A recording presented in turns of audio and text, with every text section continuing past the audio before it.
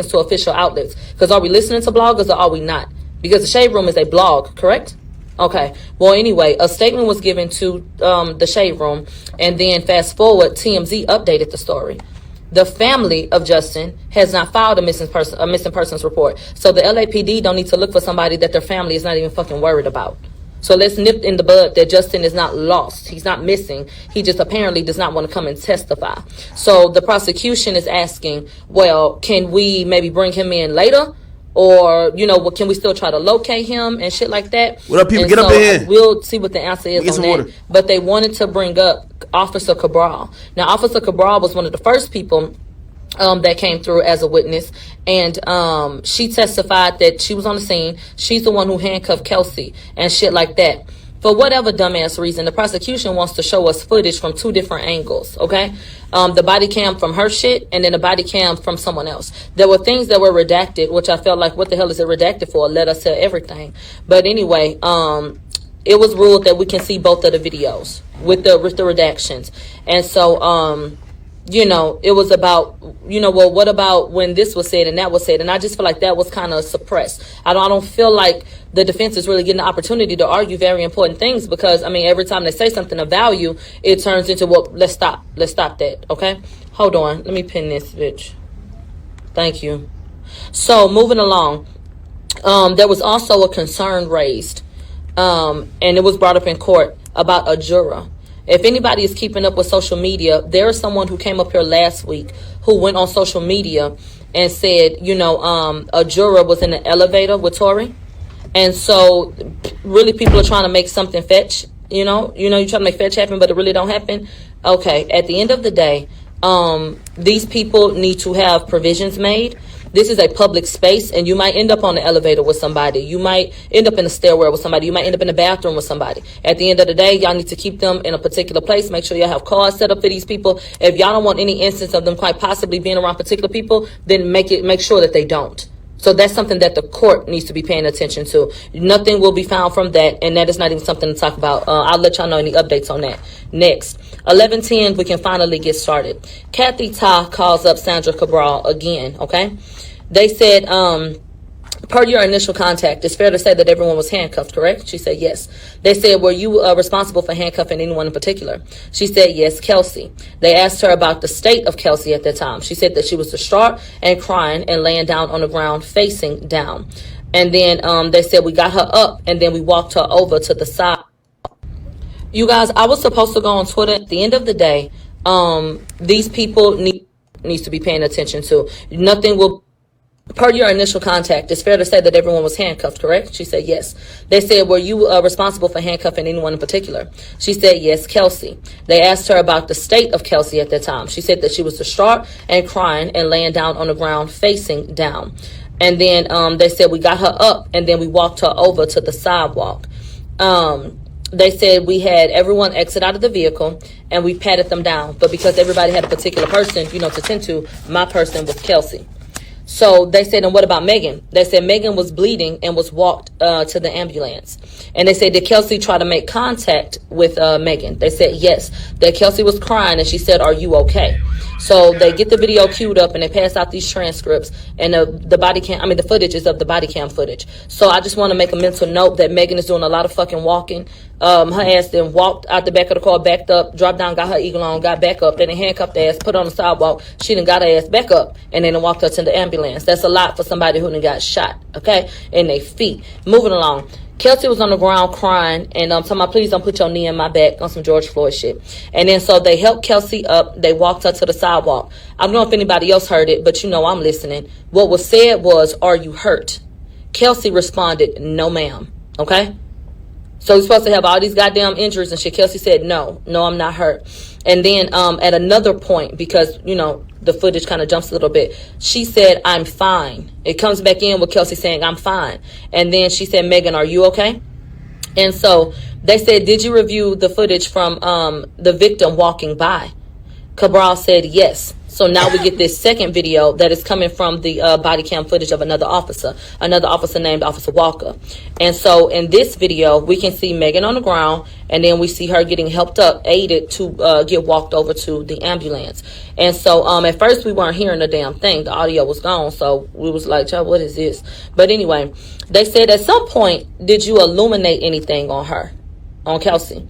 Now, y'all know illuminate. We're talking about a light. Did you see anything, like what's going on? And so they said, yeah, I did illuminate her, and I saw blood dripping down her. Now, did she say chin or leg? Child, what? It had to be the damn leg. They said while reviewing the video, I saw what could be an injury in person, because she already testified that Kelsey had no injuries, mind you. Now, Kelsey the one supposed to got hair pulled out her damn head, knocked upside the head, pulled by her goddamn neck like a rag doll, and then tossed her on the side. But she said she didn't have no injuries. But today, after just miraculously looking over goddamn footage, oh yeah, she had some blood dripping down her leg. And so they said in the video, you could hear her saying, Megan, are you okay? And then she said, yeah. And then she said that she was okay. They said, and you saw that the victim was limping and bleeding. She said, yes. They said, would you describe the vehicle as a big vehicle? They said, yeah. They said, with a step rail? She said, I'm not sure about that. So they showed her a video of the vehicle, and they showed her the step rail. It was an Escalade, if anybody wants to go and make reference. So they said, aside from that, if you're a shooter, if you're a shorter person, they could stand on that. And, you know, she was implying that, you know, basically, could Tory get up there and do it? And there was an objection, and that objection was sustained, because that's absolutely fucking ridiculous that you would ask a question like that. Kelsey is 4'11". So if we want to play this game of who could have gotten on the step stool or on the step rail, who needed it more? Her or him? Okay. But anyway, they rephrased the question because there was an objection. Could this step elevate a shorter person? Ain't that what the fuck a step does? Yeah, okay. So they showed another video. And in this 2-second video, we see Kelsey's foot. Yo, salute to Queen Milagro, man. You saw the blood dripping down, and she said yes, okay? And so that was it on their behalf. So cross-examination. George gets up and he says, you know, the people were cuffed, and then they were taken to the sidewalk, correct? Yes. They said standing in the cuffs near each other, right? Yeah. They said Tory was next to Kelsey, right? Yeah. They said, and you were with Kelsey, right? Yeah. They said, so you heard? I ain't gonna lie, every time she said, yeah, I like it. She didn't hear it. Officer Cabral says, no, I didn't hear it. I wasn't paying attention to that. They said, but you were brought here to talk about the footage that you went over, correct? She said, yes, but I don't recall that. They said, was there an Officer Walker there? She said, she don't know. They said, you don't know. So, babe, if you're here to go over this footage and you've gone over it, you don't remember nothing but what benefits the prosecution? Or, you know, Kelsey. She said no. They said, did you speak to prosecutors before this? She said, yeah. They said, were you in any way told about my line of questioning, and I may ask you particular things about what you heard? She said, no. He said, are you being honest? She said, yeah. They said, how long were you standing out there on this scene? She said, 20 to 30 minutes. They said, you were on the scene for 20 to 30 minutes, and you ain't see nothing that Tory did. You can't corroborate anything as it pertains to him. No. They said, did you see my client look upset? No. How about happy? She said, I didn't see. She said, how far apart were Kelsey and Tory, for example? She said, a couple of feet. And they said, and you were in between the two of them, correct? Yeah. They said, so you looked at the body cam footage, and you standing right there, but you still can't tell us what may have happened or anything about his demeanor. She said, no, I saw him, but his head was down. And then they said, so you never heard him say, Mego, not even Megan, a little nickname he had for her. Mego, you gonna be okay? You never heard him say that? Objection. Come back. Are you being honest? She says, yes. We done with this shit. Next, we bring in Jody Little. Now, Jody Little was here because she was speaking to the September 14th interview. You know, because Kelsey went rogue and said, I lied. And they don't want to accept it so bad that they keep pulling this lady in. Now, last week, I thought that she was endearing, and I thought that, you know, she was a neutral party, even though I knew what she was arguing. You know, I felt like, you know, cool. You know, that's what she heard. She was present. That's fine. Today, she changed my whole outlook on her, and I was very disturbed by the way that she behaved today, just to say the least. So anyway, the new old witness, Jody Little, come up though. And so they said, Kathy says, did you review a rap song by Kelsey? She said, yeah. They said, this was a song released on November 20th, 2020, right? She said, yeah. They said, is this song called Bustin' Back? She said, yeah. And does it start with who I'm taking shots at, bitch, I'm busting you? They said, yeah, that's the song. So they pulled up the lyrics. They pull up the lyrics that start with, never been a jealous friend. And then the line ends with, put a muzzle on your friends. Y'all acting like some crash dummies. So y'all go look at the lines. I believe it's like 1 through 10. But the line that starts with, never been jealous, and ends with, put a muzzle on the bitches. They said, is this the song? She said, yeah. And then they go to the lines, who shot you? And then they said, on that hook, she was like, who shot you? Bitch, I'm busting you. All that bullshit. They said, that's from another verse, correct? She said, yeah. They said, does it appear to be a song against Kelsey? Okay? And so, a song against Megan, I'm sorry. Yeah. So then they go to cross. They said, under cross-examination, you agree that there's more to these lyrics than just, that one line about the hush money and Megan. And they said, yeah. They said, for example, lying to the DA, saying that the chain got snatched. You recognize those lyrics? She said, yes. They said, is there a mention of Desiree Perez? Immediately, this woman's demeanor changes. And the woman that remembered so much, it was crazy to everybody that Kelsey couldn't remember shit. But now she's gotten the same type of amnesia. They said, is there a mention of Desiree Perez in this song? The same song she had to go over again to come up here today. And she said, I have to check. Okay. They said, is there a line about a sex tape that can drop? This woman said that doesn't sound familiar. Now, one of the most damning parts of this song is her saying, Dad said that if I spoke that a sex tape could drop. You lying to the DA saying I took some hush money, got my chain snatched, all these different things, but you just so happen to not remember these things that you went over this morning. So she said that doesn't sound familiar. So now I'm looking at her ass sideways. And so then they show her the lyrics. They said, does it mention Desiree Perez now that you've looked at the lyrics? She said, yes. They said, do you know Desiree Perez? No. They said, is there a threat that Kelsey speaks on? After showing it to her about the sex tape line, she says yes. But there was a lot of blowback. It wasn't a simple answer to the question. It was a lot of, I don't know. Let me look. I did bullshit. So they said, did she say we were fighting because you sucked dick behind my back? And she didn't want to answer that. She eventually had to say yes. That man had to ask her two or three times, like, do you remember, like, this line that she was sucking dick behind her back? And so she said, I didn't commit the song to memory. Can I look at the lyrics? Like, we were literally in court with this man asking her about sucking dick. And so they was like, so you see the line about this happening, like that she was sucking dick behind his back? And she said, yeah. They said, so she called Megan a liar about other things, correct? Okay, this lady is not answering the questions. My face look greasy, but don't mind it. They said, prior to testimony, you worked for the DA, right? And you looked at the transcripts, correct? She said, yeah. They said, so you see her calling Megan a liar. She said, I need a line to the song because I don't know what you're talking about. Now she playing crazy. Child, he say, forget it. He done with her. So cross-examination. Here go Kathy. The lie was about the hush money, wasn't it? She said, yes. He got back up and crossed and said, so the only mention of lying was the hush money? She said, yeah. He said, that's it? She ain't answered before. He said, you agree that there are more, lies. She said, well, I can't because I don't know the line. So he showed her the line. Everybody go to line 24 on the damn song. And then they said, yeah, I can see that there are more lies. So, okay, yes. They said, is there any other mention of lying that doesn't say anything about the hush money? And they showed her the lyrics. And then they showed the lyrics 10 through 11.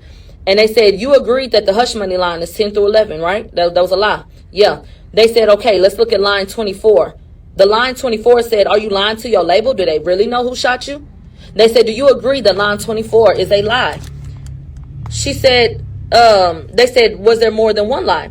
She said, it doesn't say anything about hush money, though. It doesn't say anything about hush money. Like, just playing so damn stupid. That's not what that man is asking you, and you know that. Okay. So, like, she was playing stupid. They said, so you spoke with Mr. Kelly. Mr. Kelly is the witness that's going to tell y'all what he saw. If y'all remember the transcripts that I read from December 2021, you'll recall that he saw a young lady get out of the vehicle from the back seat, go to the front seat, and commence to whooping that ass. So they said, you spoke with Mr. Kelly, right? Yes. They said, and you're supposed to be neutral, correct? Yes. They said, you know he's an independent witness, and you went after my people, spoke with him, correct? She said, yes. They approached the bench. They come back. They said, Miss Little, thank you. And, we're going to call Mr. Kelly in today. So we may need you to come back. Kathy Todd said, at any point, does Kelsey say that she shot Megan in the record? She says, no. And then cross-examination, George comes back and says, but you remember that, right? And then she said, yes. So it was very odd that she remembered particular things. And there's going to be an issue that will be raised, or the issue was raised, but an objection was called, where what was said was, you awoke to gunshots, right? That is not what Mr. Kelly said. Mr. Kelly says he heard arguing and that he was awoken by the arguing. He went onto his balcony and then he saw certain things take place. There was some, quite possible leading that could have happened. Okay, and so that's what they were trying to get at, but it got cut off. And then they said they would like to speak to juror number 39. Okay, juror number 39. And so they stayed behind, and we were dismissed for the time being. Who you were probably fighting with when this whole thing happened, right? But the hairstylist, nigga, she don't deal with it all. The hairstylist wasn't in the car, but the hairstylist was at Kylie's house. You feel me? So that dude is supposedly going to be testifying. I don't think he testified yet. I think he's on the stand right now, actually. So he's going to be testifying to let y'all know how Meg was really acting up at that goddamn party. Okay, you know what I mean? Doing all type of fuckery. Kylie Jenner was disgusted. You feel me? That's number one. Number two, apparently the prosecutor wanted to call the bodyguard. So Meg's bodyguard. Remember, I keep telling y'all, Meg was fucking Tory behind everybody's back. She ain't tell her assistants. She ain't tell her label. She told nobody. She used to take private jets to go see this nigga and would just go on her own. She wouldn't bring her team. That's the reason why this whole situation happened. Her bodyguard's not there. Okay? Her bodyguard never knew she was fucking Tory. Okay? And you could imagine she probably ended up even afterwards lying like, oh, I never fucked that nigga. Now she's saying the truth, right? Yeah, so this is why they want that bodyguard to testify. They're claiming, this is what the prosecutor's claiming, that Tory, when he came to pick up his shit, because like, you know, he got locked up, then he got released. He got locked up. Meg went to the fucking hospital. And then apparently, like, you know, I don't even know who took the car at the end. Or the driver, I guess, because he didn't get locked up. The driver brought the car to wherever Meg was staying, right? And I guess there was stuff in the car. So everybody had to go get their shit, right? Apparently, Meg's bodyguard, here's what happened, pulls up now. And when Tory goes to go pick his shit up, Tory sees the bodyguard. They say Tory looks at the bodyguard and basically says, yo, bro, I'm sorry that I shot Meg. That's what the prosecutor's saying. Which, by the way, that's kind of like, that's a major news, which I've just never heard before now, right? Which, like, so you're telling me that Tory confessed shooting Meg to the bodyguard of Meg, the same nigga who Meg didn't even trust enough to tell that she was fucking Tory in the law. Whatever.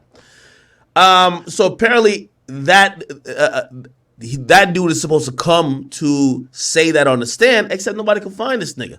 Apparently this nigga's like in Qatar, cooling. You feel me? Like, you know what I mean? This nigga chasing down, you know what I mean? Nigga chasing down Messi. Let me see, what's his name? Meg.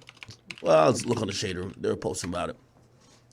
Then we get to find out, and this is like the interesting thing about this whole case. This ain't just a case, right? The reason why this case is so riveting, not only because it's two stars involved, there's a lot of other people and a lot of different hands in the pot. The DA, they're going to look embarrassed if they lose to Tory, okay?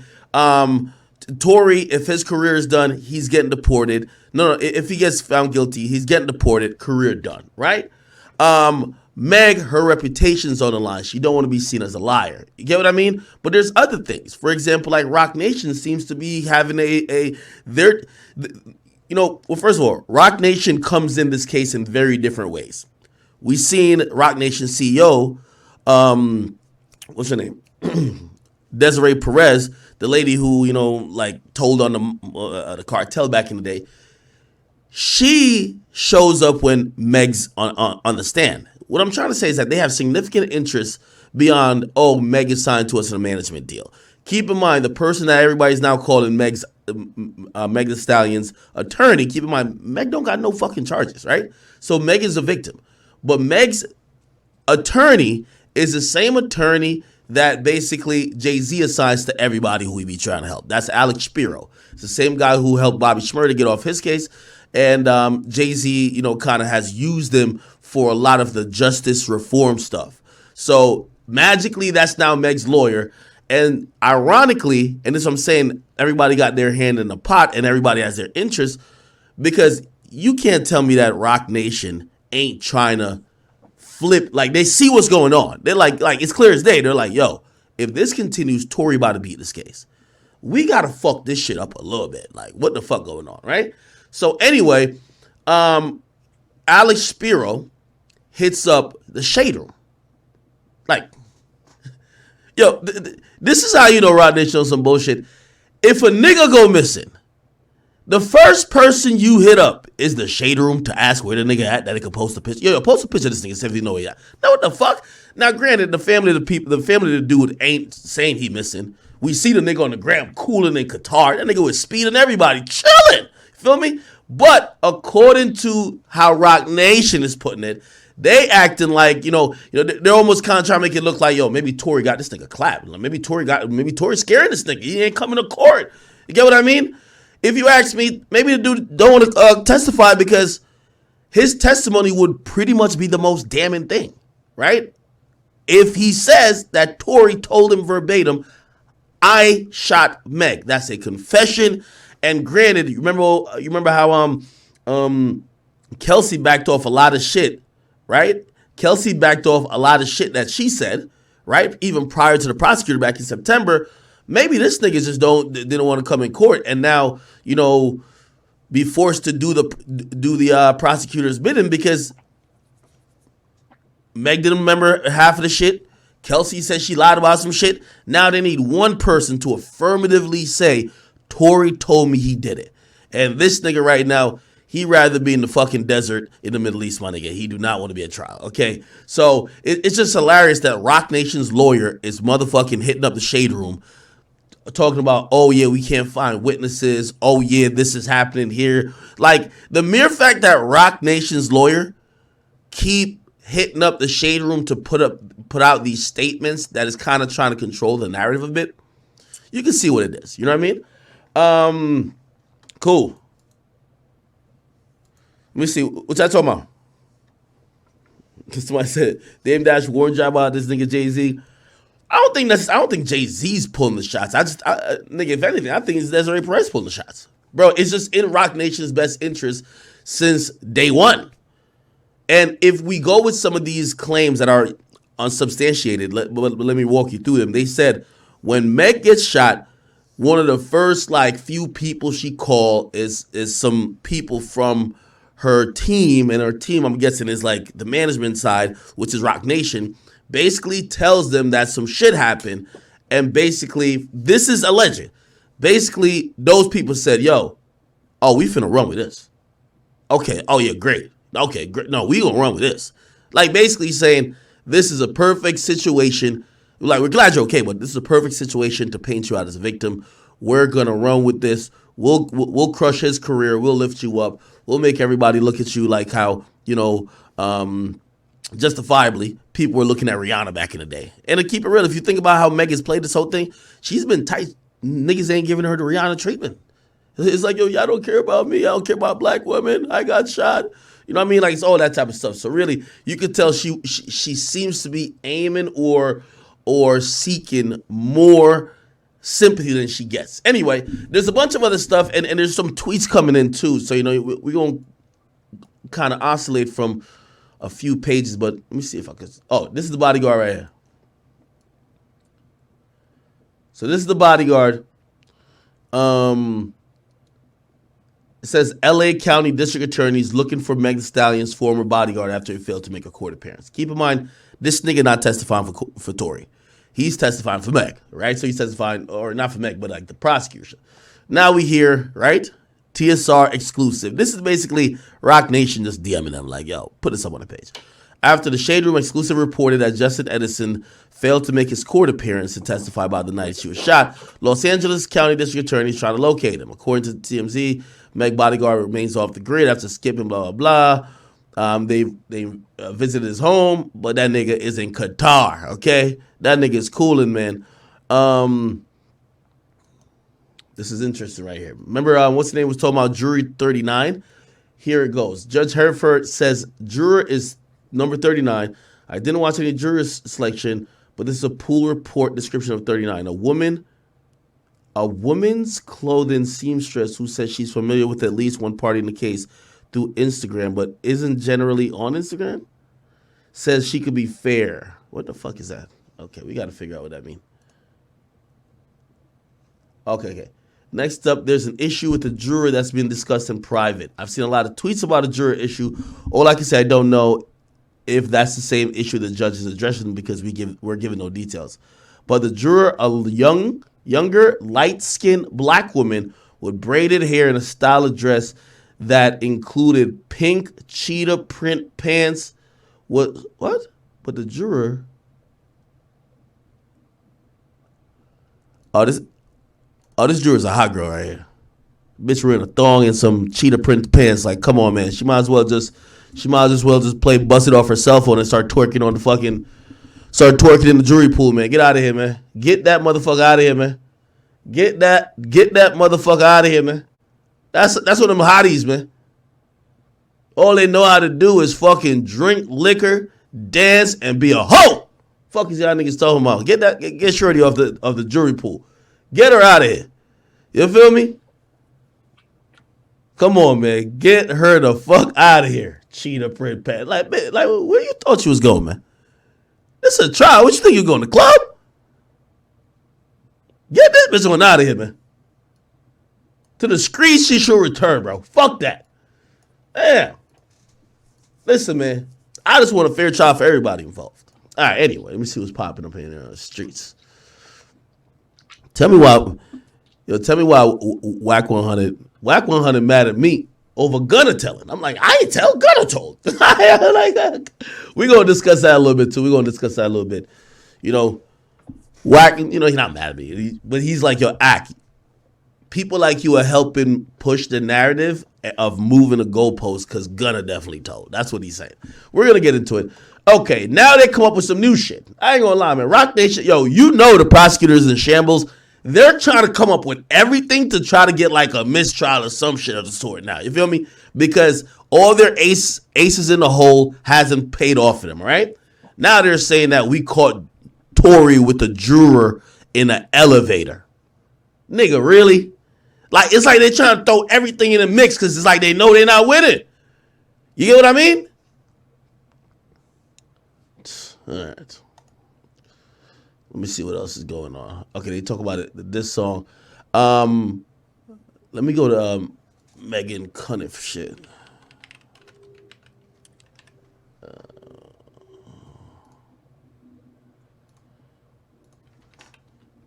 How y'all doing on YouTube, man? All right, we got this bitch up here now. Okay. So I think this is a nigga named EJ right here. Meg's former stylist, Eric Culverson. How this nigga? Let me see. What's his Instagram? Eric Culverson. It's like EJ the stylist? Meg the Stallion. Let me see if we can get a picture of him. Oh, this is them right there. Okay. All right. Meg the Stallion's former stylist wearing a bright pink suit jacket.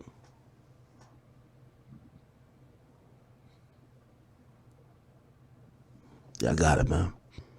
Is testifying now. He was with Megan, Kelsey, and Tory at Kylie Jenner's party prior to the shooting.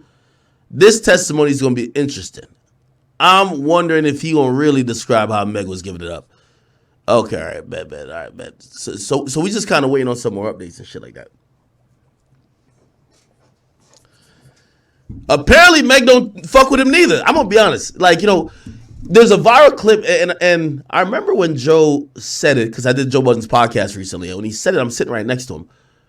But I know if he was gonna edit that out because I think Joe has toned it down a lot. Like Joe's not like Joe back on Everyday Struggle was just giving it up, but now Joe is a lot more richer. I want to be clear. I don't know her as a person. She could be amazing, but there's a lot to deal with when you sign, and a lot happens fast. I stand in my dislike. All right, okay, all right. I'll give my opinion on this. I don't know Meg personally. I won't even sit here and cap like I've heard that she's just fucks people over. I've never heard that. I did hear that she's doing what every other artist does in the sense of like what's going on with her in 1501. Bruh, anytime you take a chance on an artist, they feel like they owe you the world. As soon as they pop off, yeah, okay, you could eat off one project or whatever. Like 2 projects in, they thinking they made themselves. They're like, yo, You don't even do nothing. Like, I did all this on my own. So fuck you. Let me get out of this deal. Right? And exactly, that's what she's kind of doing. Like, she's just trying to go sign to Roc Nation fully. She's managed by them now. She's just trying to sign to them fully. But I can't say that that's a sign of a bad person. All artists do that. So I'm not going to, I'm going to keep it real no matter what. I haven't personally heard that. Now, granted, some of these other people who seem slighted by her, I don't know them. So maybe that's what Joe is talking about. So I don't really have anything to say, whether positive or against that for her. But yeah, if you speak on Meg, though, unfortunately, people just think that you're just like hate. As a man, you're just hating. And for me, the only thing I've ever heard about her is that, listen, they say Meg gets around a little, okay? And I won't put what context that's in. That's number one. And also, yeah, that's pretty much it. Like, I've heard some people say liar, but like I think most of the liar claims kind of comes from this is the center of it, because who else she lied to? Now, also the drinking stuff, which, by the way, I seen someone type in the chat, like apparently she was telling like Nicki Minaj to go get an abortion or something like that. Listen, I don't want to be a hypocrite and be like, yo, damn, she's drinking, so she's a horrible person, right? But I do believe that a lot of things has happened while she's intoxicated around other people that has allowed them to view her differently, right? Like, from what my understanding of that night was, Meg and Kylie had a very positive, outlook on Meg going into that party.